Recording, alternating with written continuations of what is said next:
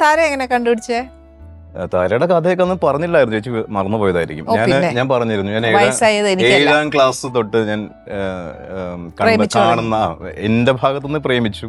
ആ ഭാഗത്തുനിന്ന് ഉണ്ടോ ഇല്ലെന്നറിയില്ല, പക്ഷെ ഫീൽ ചെയ്യിപ്പിക്കുമായിരുന്നു, ഫീൽ തോന്നിയിട്ടുണ്ടായിരുന്നു. അത് എന്നോടും പ്രേമം ഉണ്ടെന്ന് എവിടെയൊക്കെ എപ്പോഴൊക്കെ തോന്നിക്കൊണ്ടിരിക്കുകയായിരുന്നു. പക്ഷെ പുള്ളിക്കാരി വേറെ പ്രേമമൊക്കെ ഉണ്ടായിരുന്നു, വേറെ പ്രേമങ്ങളൊക്കെ ഉണ്ടായിരുന്നു തോന്നുന്നു. അപ്പൊ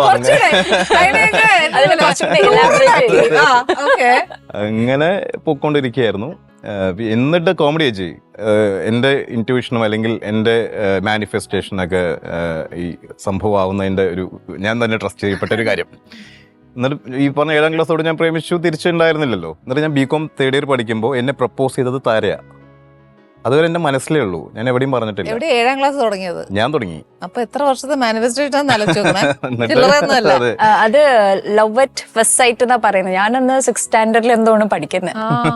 6ാം ക്ലാസ് വരെ കൊച്ചിനെ. ഓക്കെ, അപ്പൊ തിരിച്ചു വന്ന താര ചോദിച്ചു അപ്പൊ കല്യാണം. അതായത് ഈ പണ്ട് മറ്റേ നോർമൽ ഫോണാണല്ലോ, അപ്പൊ ഈ ഫോർവേഡഡ് മെസ്സേജസ് ഒരുപാടുണ്ട്. അപ്പൊ അതിലൊക്കെ ഇങ്ങനെ മിസ് യു എന്ന് പറഞ്ഞ ലാസ്റ്റ് ഒരു ലൈൻ വരും.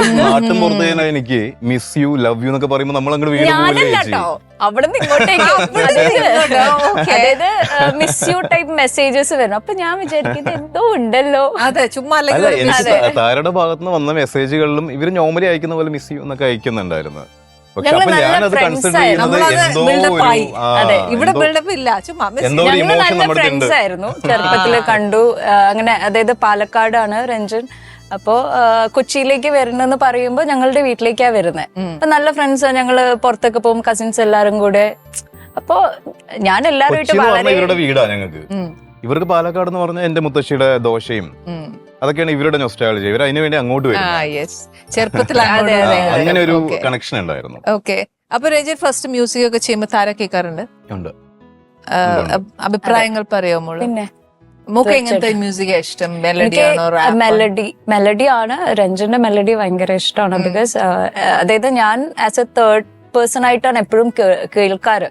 ബിക്കോസ് എനിക്ക് ഇഷ്ടപ്പെട്ടില്ലെങ്കിൽ ഇഷ്ടപ്പെട്ടില്ല എന്ന് തന്നെ പറയും. കുറച്ചും കൂടി ഫീല് വേണം എന്നൊക്കെ ഞാൻ പറയും. ഞാൻ as a layman point of വ്യൂലാണ് പറയുന്നത്. ശരിക്കും ആസ് എ വൈഫ് അല്ല, കേൾക്കുന്ന പോലെ ഗുഡ് ഓർ ബാഡ് പറയും. അപ്പൊ അതിനകത്ത് കറക്ഷൻസ് ഉണ്ട്. എല്ലാം എടുക്കില്ലേ ചേച്ചി? അല്ല, ഞാനൊരു മ്യൂസീഷ്യൻ അല്ലേ ചേച്ചി. എനിക്ക് എന്റേതായ കുറച്ച് തീരുമാനങ്ങൾ എന്തായാലും ഉണ്ടാവും. പക്ഷെ നമ്മൾ ചിന്തിക്കാത്ത വളരെ ലേമാൻ പെർസ്പെക്റ്റീവിലുള്ള ചില കാര്യങ്ങൾ കിട്ടുമല്ലോ, അത് ഹെൽപ്ഫുൾ ആവാറുണ്ട്. എന്തായാലും എടുക്കും. അവൾക്ക് ഏറ്റവും ഇഷ്ടമുള്ള പാട്ട് കരിനീല കണ്ണു. ഇപ്പൊ താര ഒരു ചെറിയ ഉദാഹരണം പറയാം. ജോസഫിലെ കരിനീല കണ്ണുള്ള പെണ്ണ്, അതാണ് താരക്ക് ഏറ്റവും ഇഷ്ടമുള്ള പാട്ട്.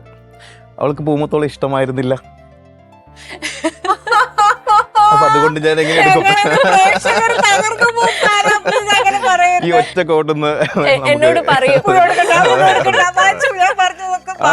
അപ്പൊ ഞാൻ ചില സമയത്ത് സ്വന്തമായിട്ട് കൺവിൻസ്ഡ് ആവുമല്ലോ ചില കാര്യങ്ങൾ പറയുമ്പോ. അപ്പൊ ഞാൻ ഇതാലോചിക്കും, ആലോചിക്കും. അപ്പൊ എന്നോട് പറഞ്ഞില്ലേ, കേട്ടില്ലേ, ഞാൻ കണ്ടില്ല.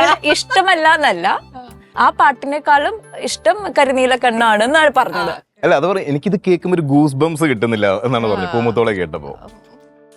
നാട്ടുകാര് മുഴുവൻ അതിന്റെ പുറകെ ഈ പറഞ്ഞ പോലെ ആർക്കും